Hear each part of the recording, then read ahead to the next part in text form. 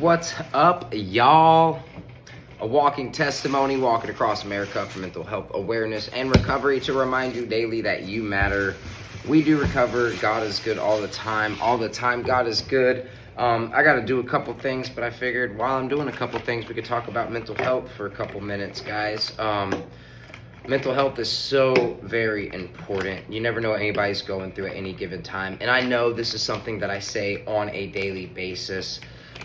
But it's so important for us to be kind to ourselves, to be kind to each other, because you never know what anybody's got going on. Bullying, guys, bullying is just one of those things. There's so many people that are out there, especially virtually, that are just bullying each other for no reason. They don't like what somebody's got going on, and they feel like they have to go tell them about how they feel, and it gets into all these arguments, and then so much drama and negativity gets on. Let me tell you, that definitely takes a toll on some mental health. Wow, it's just so crazy. Guys, I don't know why people are mean to each other. I do know that a lot of times hurt people try to hurt people and hurt people, but I also believe that people that are healing can help other people with their healing process as well. And I firmly believe that. And right now, guys, we're adding shampoo to some of the travel bottles. This is what I use, the Old Spice Gentleman's Blend 2-in-1. This is how I got this luscious hair. I'm just kidding. But no, guys, seriously. Mental health. There is literally people that think in their heads, and I've been one of them before, guys. I've tried to take my life twice, and I know that I'm here for a reason. There's so many people that try even on the first time and never get that chance to come back. There's people that literally in their heads that tell themselves, oh, the world is going to be a better place if I'm not here. All I bring is destruction or negativity, and nobody wants me around, and I would just be a better person. And then they go do something that they can't take back, and maybe if they would have attempted and it didn't go through, maybe they would have never tried again. Maybe they would have regretted it. But it's something that you can't come back from. Kevin Hines, giant, huge mental health advocate. He's got a book out and stuff. He is one of the few people, very few people, that has jumped off of the Golden Gate Bridge and survived.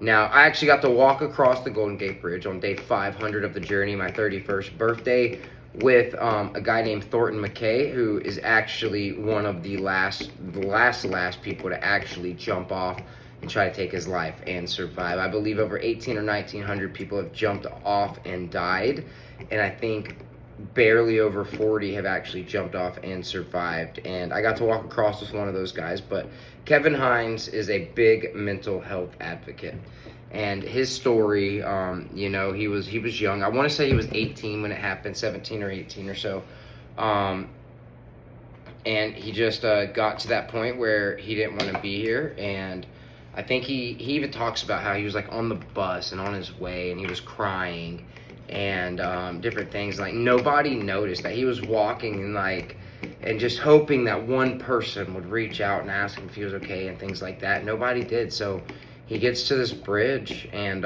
he takes this jump, and he mentions that the second his feet leave the ledge, he instantly regretted the decision that he had just made.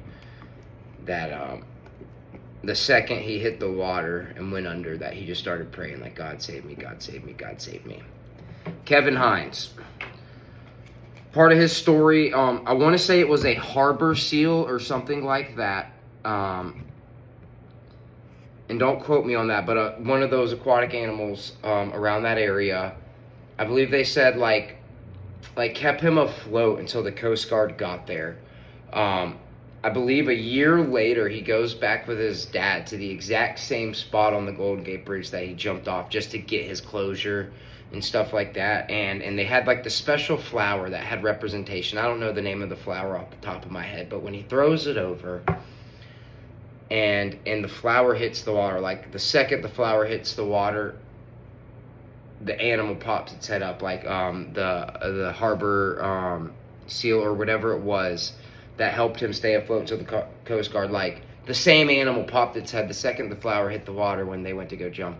And that was like his sign that it was closure, and he knew he needed to be here, but he regretted it, guys.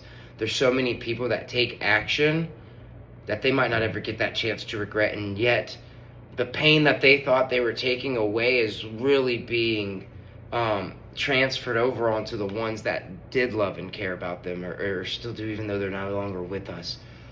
Guys, I could sit here and tell you all of my problems, and you wouldn't know everything that I'm going through unless I told you everything. I could sit here and tell you about some of the stuff I'm going through, but you never know if somebody's actually told you everything they're going through. Maybe they've told you a couple traumatic things that they've been through, and maybe you don't realize that their traumatic history goes so much more severely than that. Unless somebody tells you, you don't know how somebody was raised, what kind of household they were in. Maybe they were abused physically and or sexually by the parents in their household. Sadly, that's something that happens. Or an adult that was close to that family, different things like that. I was sexually abused in the church at a very young age, and I didn't even realize the severity of it until years later. Actually, just a couple years before I actually tried to take my life my freshman year of high school. I know I'm here for a reason. I know I have a purpose. I know I have value. I don't have everything figured out, guys.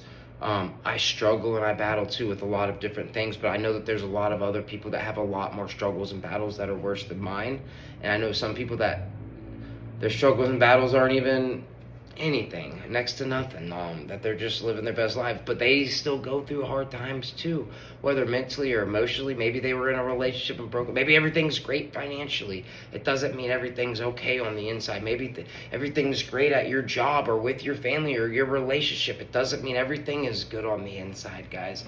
And mental health matters. It's okay to not be okay, but you don't want to dwell in not being okay. You want to recollect in the moment and be like, okay, I'm not okay, but like, I want to feel better. I want to do better. I need to move forward and progress. I don't need to be stuck in this, I'm not okay, I'm never going to move forward. It's got to be, I'm not okay, and it's okay to be like that, but I want to be okay, and I'm going to do everything that I can, whether it's sacrificing this, that, and the other, learning self-discipline and self-motivation to do the things that you want to do, but you just can't find the energy sometimes, or something like that, forcing yourself to get out there and do the things that you need to do to push yourself through the mental barrier that you might be in, to go harder.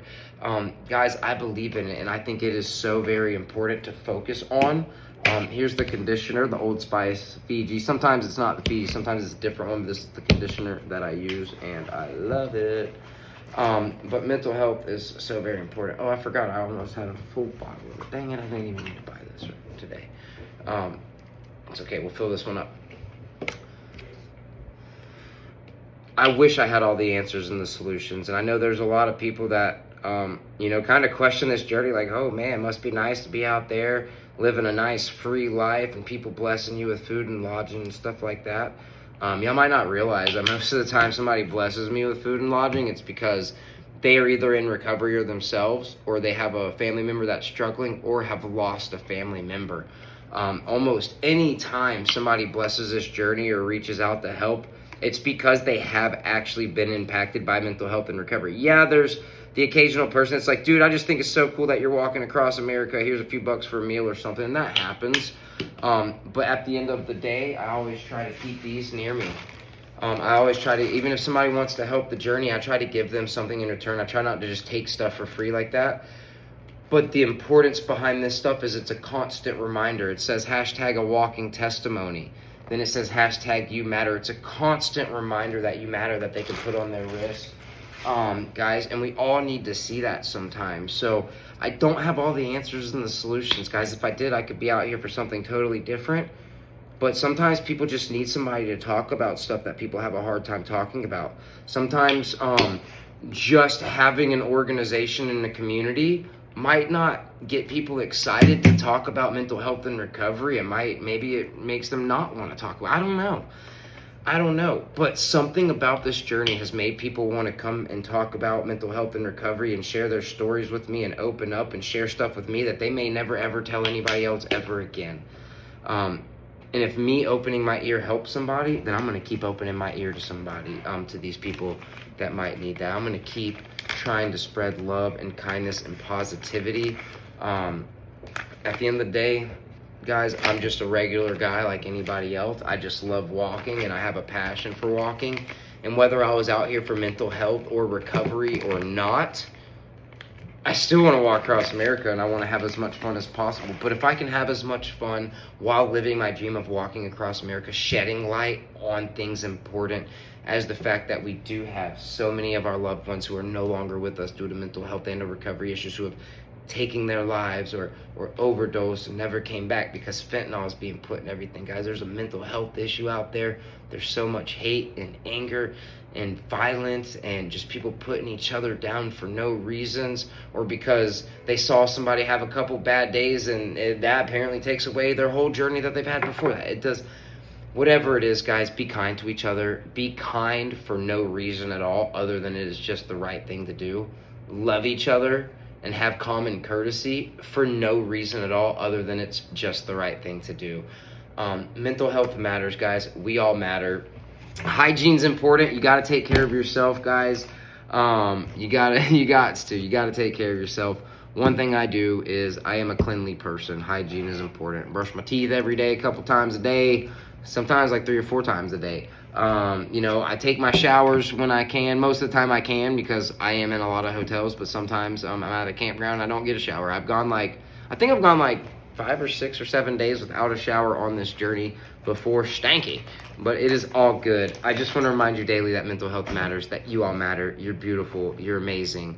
Don't forget, we're fundraising for nonprofit Addict to Athlete, focused on mental health, recovery, education, recreation. Even if you don't feel led to donate, please go give them a like, follow, and a share. Please follow on all social media platforms. We are a walking testimony, walking across the country for mental health and recovery. Love y'all.